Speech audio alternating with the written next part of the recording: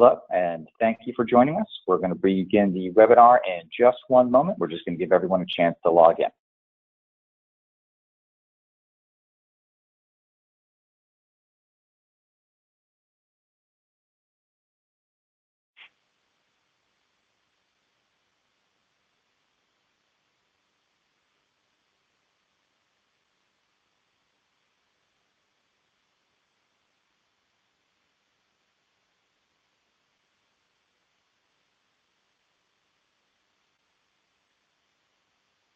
Hello, if you're just joining us, we will begin the webinar momentarily. We're just giving everyone a chance to log in.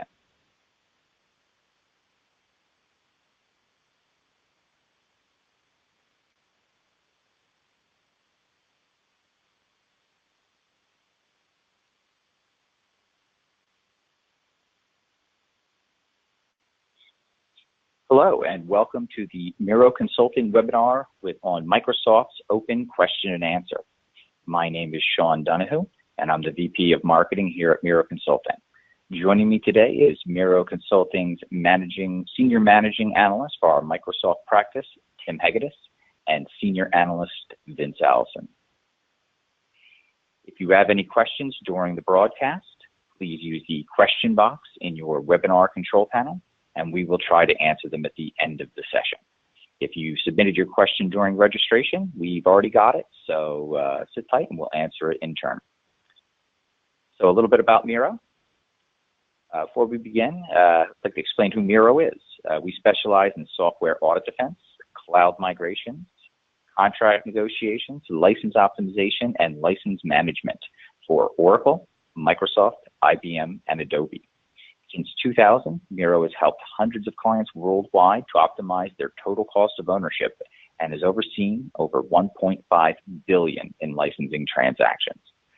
Please note that all questions will be kept strictly confidential. They won't be shared with anyone in the audience. The person who asked the question their identity won't be shared, and we don't share any information in these webinars with Oracle, Microsoft, IBM, or any other vendor. So let's get started with the Q&A portion of our event. Tim, please take it away. Well, thank you very much, Sean, and welcome everyone to our webinar. We'll get right into the questions, and the first one submitted was a question on tracking license compliance for SQL Server Enterprise Core and SQL Server Standard Core. Well, I guess the best opportunity we have is an understanding of exactly what the licensing constraints are for SQL Server. It's probably among the most complex of the various products to understand. So the first part is we have to understand that licensing SQL Server can be done by physical machine or by virtual server. Secondly, we need to understand that there are minimums associated with licensing in the virtual server. Now, not to go off on a tangent, but the idea behind licensing with physical server is based on the idea that in conjunction with Windows Server Data Center, you would license a particular client cluster, and you would then cover all those licenses with software assurance, and then you could deploy as many instances of SQL Server in any edition and any version that you want and freely move them around without having to buy any additional licenses. Now, the only reason I say that is because very, very, very large organizations might have a need for such a thing. However, it is quite costly, so we want to make sure that we have very sound reasoning behind doing something like that. So in any event, back to the question at hand, how do we do license compliance for those products? Well, they're licensed in 2 core packs, okay? So, and there's no core factor anymore. You should know that if you have Amdahl servers. There used to be core factors. That's not the case any longer. And then what you would do is the first thing you do is you have to categorize those two classes, those two editions, if you will. From there, you go to, you just add up the number of cores. You have to round up now any virtual cores to a minimum of 4. Or in other words, 4 cores equals 2 licenses. Okay? So you round up to cores, you add these two sums now, enterprise and standard. From there, you now have 2 numbers that you would effectively divide by 2. Okay? That's the best way to defensively categorize or count or summarize the number of licenses that you actually require. That's basically it. If you have any other questions anywhere along the line, by the way, please feel free to contact Miro Consulting, and we'll make sure we have those questions answered for you. Our next question is, we've been hearing about CSP. CSP is Cloud Service Provider. Not sure what it is or how it affects us. And for that, I'll turn it over to Vince. Thanks, Tim. So the CSP, or Cloud Solutions Provider, is a way from Microsoft that it's reaching out to its resellers to help them increase opportunities with customers. And by doing so, this allows that reseller to provide support and or managing the service itself. So how it affects customers is that when a customer would subscribe to Office 365, let's say for example, through a solution provider, they can turn to that solution provider for support and billing services, and in that way that CSP becomes an option to buying the Microsoft products under the Microsoft Products and Services Agreement, or the MPSA. And what we're hearing at Miro is the evidence on it seems to be a little bit fuzzy, in that the CSP becomes a methodology of which small businesses, or SMBs as Microsoft likes to use the term, purchase all their products. And this would include both like cloud subscriptions and like the traditional on-prem licenses. And this is like a growing option out there, and we are definitely reviewing it, and we'll let you know if we hear anything else from Miro. We'll let you know what's out there if we hear this grow or hear any changes to it.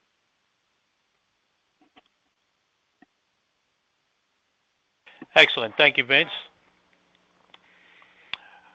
Our next question involves something called unified support. One of my divisions has been approached about something called unified support. Can you explain?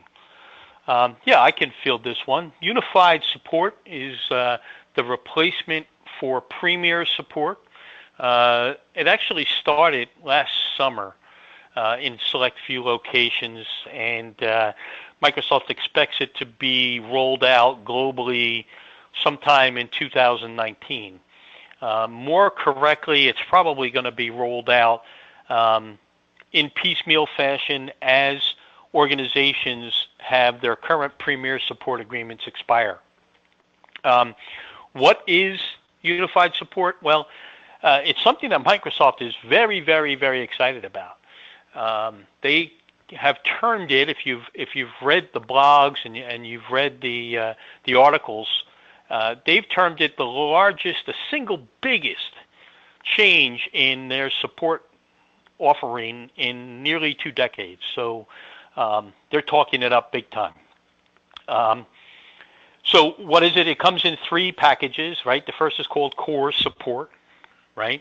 So it's a way to get some support. It's the way to. It's pretty much standard problem resolution support. There's a process by which you can gain additional support through technicians, and you can escalate accordingly. A step up from there is something called advanced support, and this is a little bit more expensive, obviously, a little bit more. It declares you to be a little bit more of an importance to Microsoft. In other words, you have an automatic escalation process now versus a manual process. You have access to greater resources with respect to planning. You have a little bit more in the way of capability in terms of what exactly you're asking Microsoft to support. And then the final level is something that they call performance support, and this is truly a customized version. You get to really pull some strings on this one. It comes with your account manager. It comes with a dedicated support architect. It comes with an engineer. It's all designed around not only providing you with the best level of support, but also the best response times and the best assistance in planning technology upgrades and rollouts and so on. Now, all of these products have a price point. If you are paying for premier support in a minimal way, your chances are any of these offerings is going to be a sizable increase. It's going to increase for you regardless. But again, it's not globally available just yet. Some premier support contracts are still being written.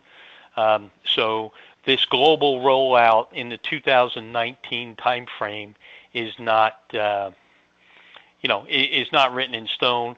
And obviously, we're going to stay very, very close to it. And we'll probably put together a presentation about what it is, what it means to you, and how you can best enroll in it. Okay. Our next question is that the writer has just received an email, a love letter, like we like to call them here, from Microsoft about an audit. What should I do? Well, our audit specialist is on the phone, and so I'll turn this over to Vince again. Thanks, Tim. Microsoft Audit is an email a lot of customers can receive and do receive. And to be honest, there's a big thing that it can be. An audit can be something very simple. It can be different groups within Microsoft that may be contacting you. And depending on the group or size of the group that's coming to ask you this, it can really change how the audit or how that program will work in regarding to dealing with Microsoft. So in a sense, what Microsoft is doing here, they're looking at aiming at that small business market or medium-sized businesses. And in doing so, they see a lot of revenue sitting out there that they would like to get from customers. So they're sending these emails out and getting the customers to come and do these engagements. So when you do this, this is a way Microsoft is pushing these, is they're really trying to get customers to the cloud.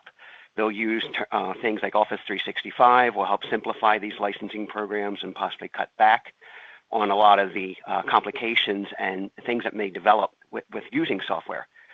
So really, when you're looking at it, Microsoft's seeing this as a continuous revenue option out there for getting customers to go to the cloud. So when you get these emails, it's really important to work with somebody and contact us at Miro. And the thing is, don't go it alone. Don't go and respond to Microsoft or do anything until you've really talked to someone like, especially us at Miro, where we can help you with the process and help you with the groups that may be there, and really help you draft out a response and make sure that you know what you're using and that there's no surprises at the end.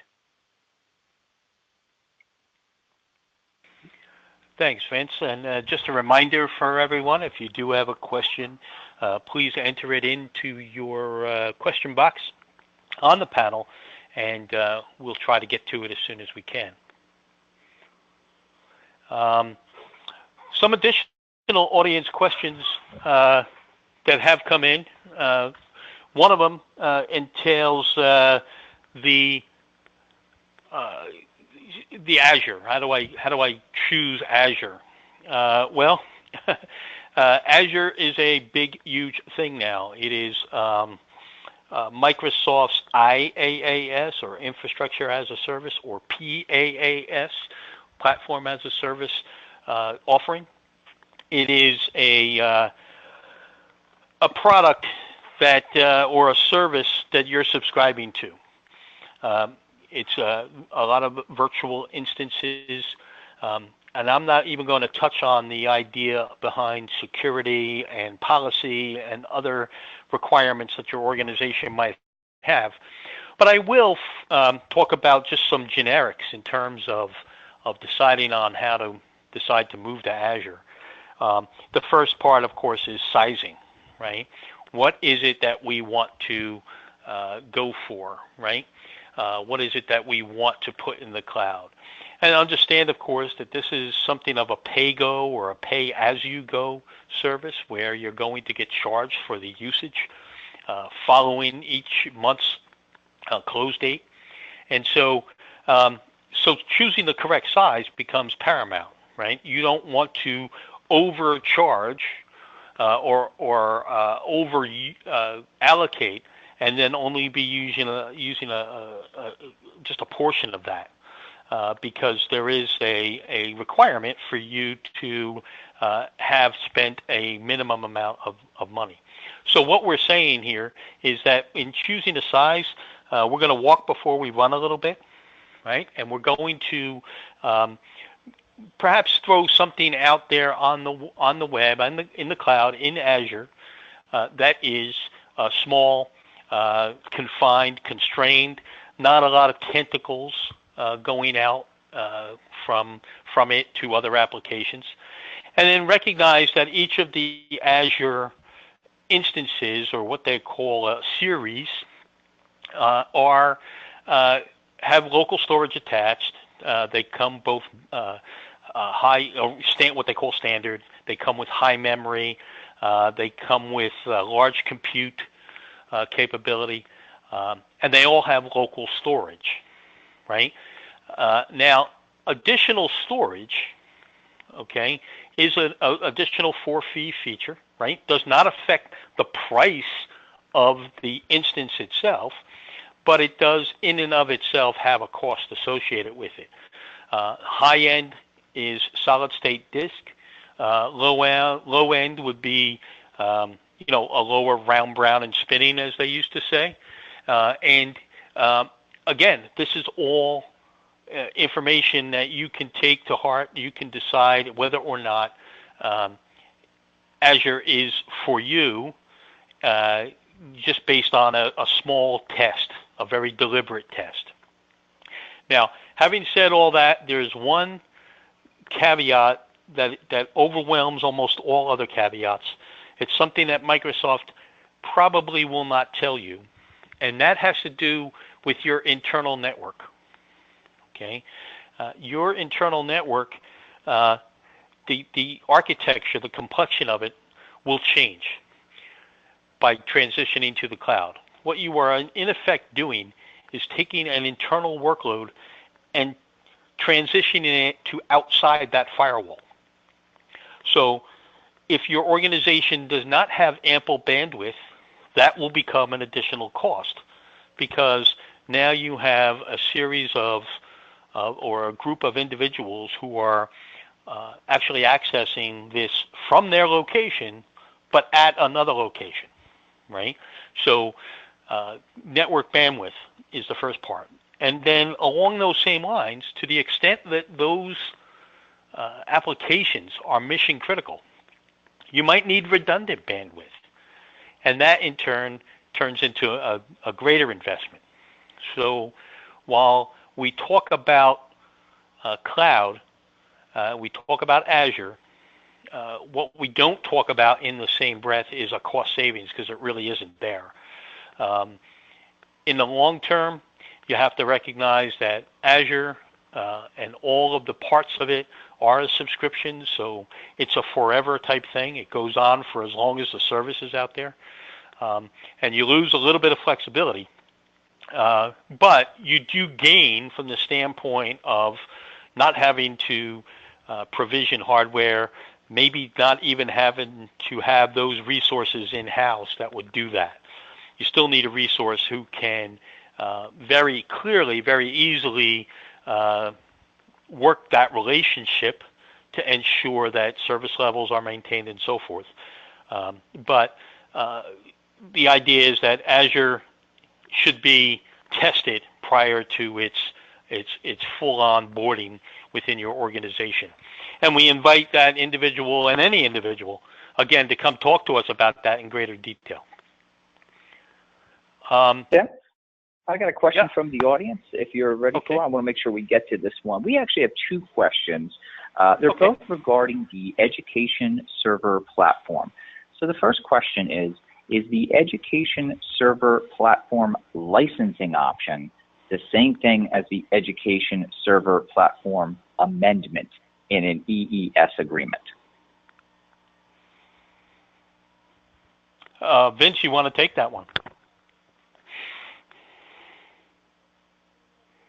The education server platform, the EES, if you're asking, and let's say to get another clarification, are you asking in general for the EES agreement itself, like how it works, how that program works, and how the purchasing or program may work?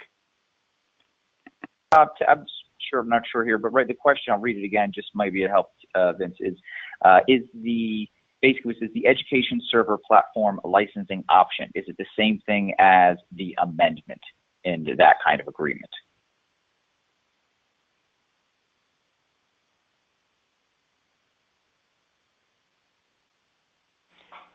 Hey, Vince, you know what? I can talk to this a little bit. The EES is an agreement, often an enterprise agreement, designed around educational institutions offering additional discounts, often additional services. The EES option is generally decided upon by negotiation between an organization and Microsoft, where that organization has a branch of its entity or one of its entities that is totally educational in nature. So to pay for to have that organization pay the commercial prices for those particular licenses can be a little cost prohibitive. So that's what the EES option is designed to address. All right, and we have a follow-up question along the same lines. Is it possible to site license SQL Server using the Education Server Platform Amendment?